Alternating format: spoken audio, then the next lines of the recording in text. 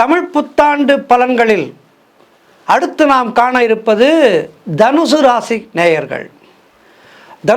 தனுசு ராசிக்காரர்களே, இந்த வருடம் தமிழ் புத்தாண்டு விஸ்வாவசு வருடம் உங்களுக்கு எப்படி இருக்கின்றது என்றால், உங்களுக்கு மேன்மைகள் நிறைய கிடைக்கக்கூடிய வருடமாக இந்த வருடம் இருக்கின்றது. உங்களுடைய முயற்சிகளிலே பெரிய வெற்றிகள் தேடி வருகின்ற வருடமாக இருக்கின்றது. நீங்கள் இந்த வருடத்திலே ஆஞ்சநேய பகவானை அதிகம் துதிக்க வேண்டும். ஆஞ்சநேயருடைய கோவிலுக்கு அதிகம் சென்று அவருக்கு துளசி மாலை வாங்கி சாற்றி, வெற்றிலை மாலை வாங்கி சாற்றி, அனுமன் சாலிசா தினந்தோறும் கேட்பது படிப்பது நல்லது. படிக்க வராவிட்டாலும் கேளுங்கள்.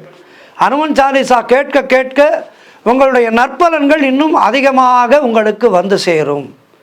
பொதுவாகவே தனுசு ராசிக்காரர்களுக்கு கடந்த காலங்களிலே இருந்த மனச்சோர்வுகள் அகன்று மனதிலே புதிதாக தைரியமும் தன்னம்பிக்கையும் அதிகரிக்கின்ற வருடமாக இந்த வருடம் இருக்கும்.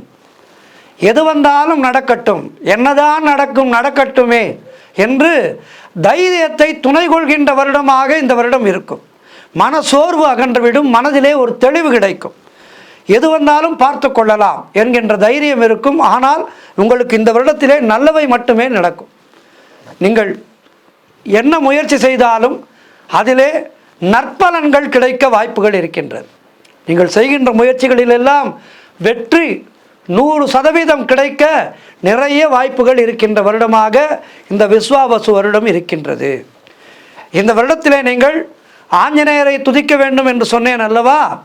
பஞ்சமுக ஆஞ்சநேயரை துதிப்பது என்பது மேலும் சிறப்புகளை சேர்க்கும். ஆகவே பஞ்சவடி செல்லுங்கள்.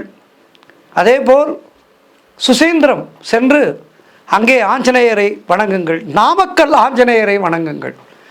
இங்கெல்லாம் போவதற்கு உங்களுக்கு நேரம் சந்தர்ப்பம் கிடைத்ததென்றால் அதனை கொஞ்சம் கூட மிஸ் செய்யாமல் போய் வாருங்கள். நேரம் இருக்கின்றது, நாமக்கல் சென்று வர முடியும், கையிலே பணமும் இருக்கின்றதா, உடனடியாக கிளம்பி விடுங்கள்.